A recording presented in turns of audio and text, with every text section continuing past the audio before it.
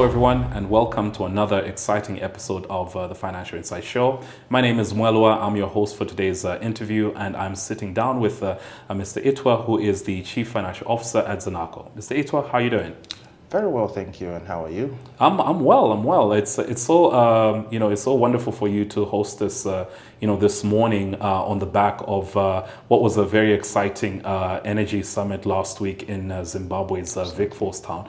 But before we get started, because this is the first time we're actually interviewing you, are you able to just tell us about yourself and your role at the bank?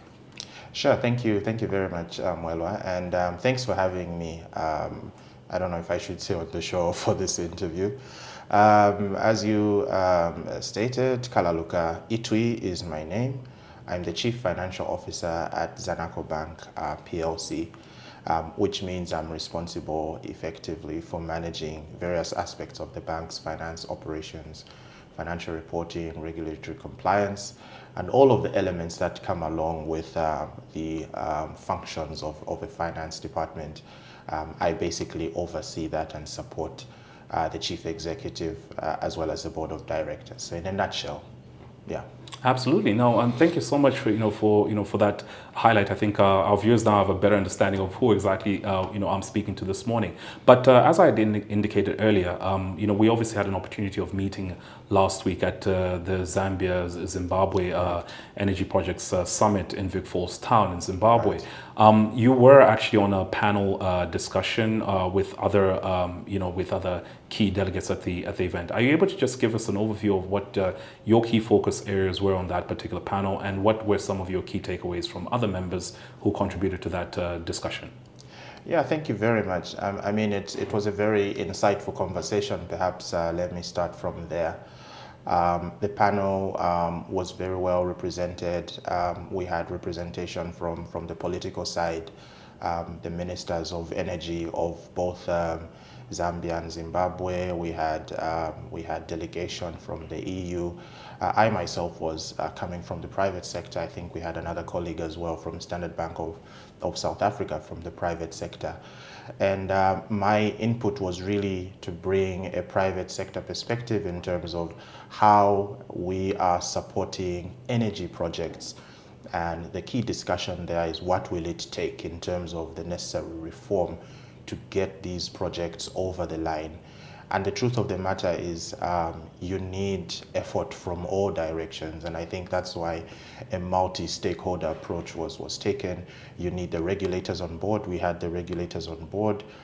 We have international partners. His Excellency, the Trade Ambassador of the UK to Zimbabwe was there. We had international financiers as well, coming through as well, and I from the private sector. So very insightful conversation, and what I was basically speaking to is some of the initiatives we as Zanaco Bank PLC currently have in place in order to support these projects. I did mention that we have relationships with some international financiers such as British International Investments, BII, European Investment Bank. We also have lines as well with the World Bank, to mention but some of them. And the arrangement basically is, as we are able to secure funding, I omitted to mention very materially that we are also GCF accredited, Global Climate Fund. And that's a significant achievement and place for the bank to be in. And through these relations with these partners, we are able to provide finance for various projects, various energy-related projects. Our focus is quite broad as Zanaco Bank PLC because we are ESG sensitive. We believe in not only profit, but people and the planet as well.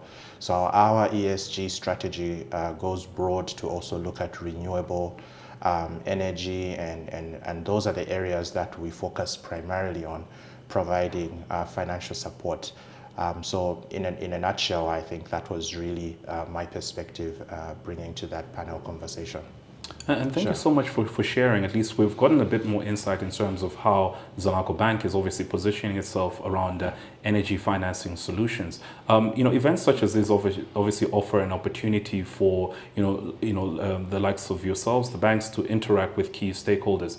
there were obviously some various networking events, such as, for example, you guys managed to also go like on a tour of one of the plants. What were some of your key insights speaking to other delegates, prospective developers of projects and other, like-minded financiers around the energy space, and how optimistic are you coming out of that event? Yeah, I was very pleasantly surprised actually from my attendance of that seminar. Very impressed with the extent and the level of collaboration across from various stakeholders. Everyone has come to the party to resolve and address the energy crisis issues. And we did speak about a number of the challenges, both in conference and outside conference, issues around bankability, and how can governments come in to support, what are the needs of the foreign international financiers, how can we have blended finance solutions that pool public, in the form of public-private partnerships, if I could put it that way, that are able to pool funding sources from both public and private. And we also did recognize the fact that a number of the smaller projects that deal with the more rural electrification tend to be medium-sized enterprises, and there are challenges associated with medium-sized enterprises. How can we be able to provide support to ensure that these entities are able to meet the qualification criteria to access funding, to access finance? So those are some of the very interesting conversations. And having visited the solar plant, I think it was really bringing it into reality, really bringing it into focus, just to see the extent of investment that is required. From a land surface area perspective, you're talking of over 8,000 solar panels to generate only 5 megawatts. The plant we visited is installed with a 25 megawatt capacity, but is piloting currently 5 megawatts. And even just to see the extent of that, it's huge and massive. And it just makes all of us realize that this is a big call to action. We all need to come to the table.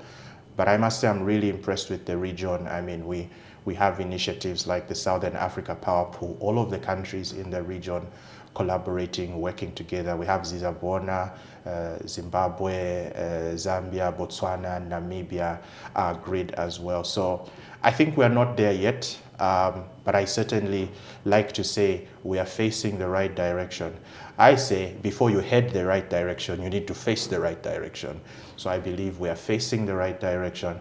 I believe we are heading the right direction. And if we can continue on this track, we'll certainly be able to see results. The political will is there.